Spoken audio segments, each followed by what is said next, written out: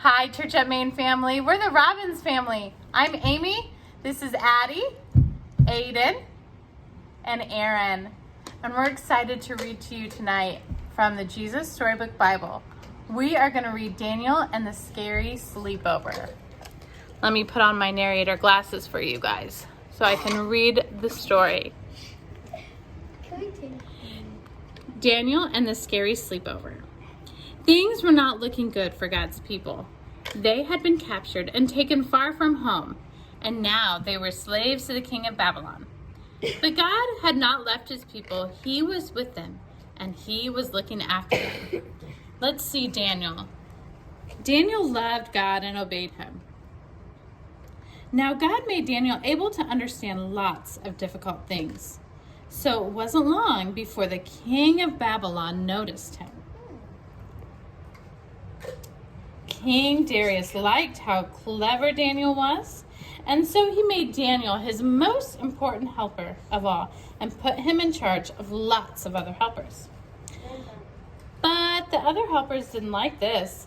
They wanted the king to like them best. They wanted to get rid of Daniel.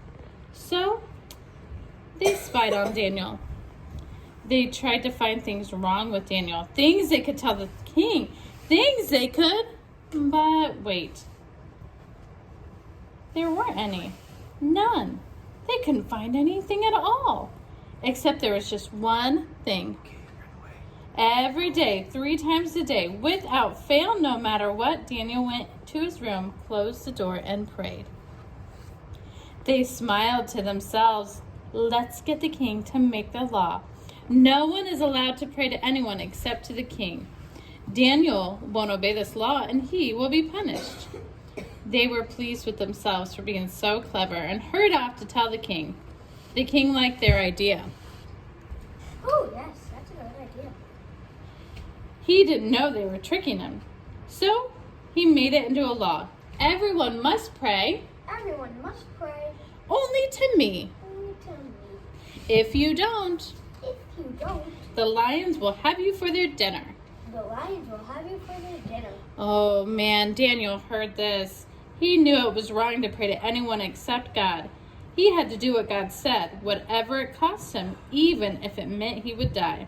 So Daniel went to his room, closed the door, and prayed. And that is just what the bad men knew Daniel would do. So they skipped straight off to tell the king, "Oh, your most glittering highness, your law says, does it not, that everyone must pray to you alone, sire?" "Yes," said the king. Yes, it does. "Oh, magisterial brightness, then correct us if we're wrong. But it would seem that Daniel is praying to God and not to you." The king was sad.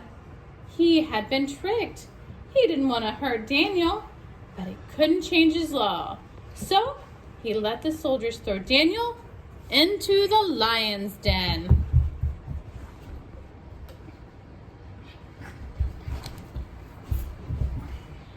May your God, who you love so much, rescue you. Well, the king went back to his palace that night, but he didn't sleep at all. Not a wink. He tossed and turned until finally, at the first glimmer of dawn, he leapt out of bed and ran straight to the den. "Daniel! Daniel! Has your God rescued you?" Has your God rescued you? "Yes," Daniel shouted. Yes.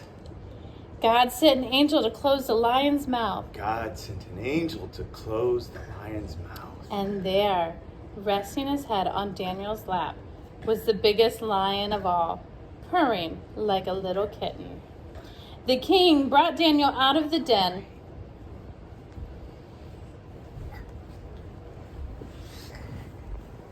"Look," he said.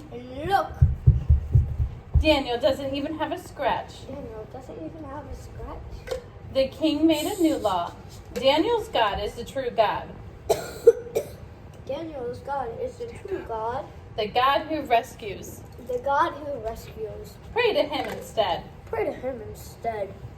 while God would keep on rescuing his people.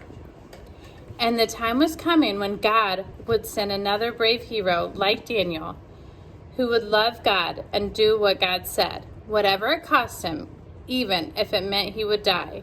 And together, they would pull off the greatest rescue the world has ever known. Have a great evening.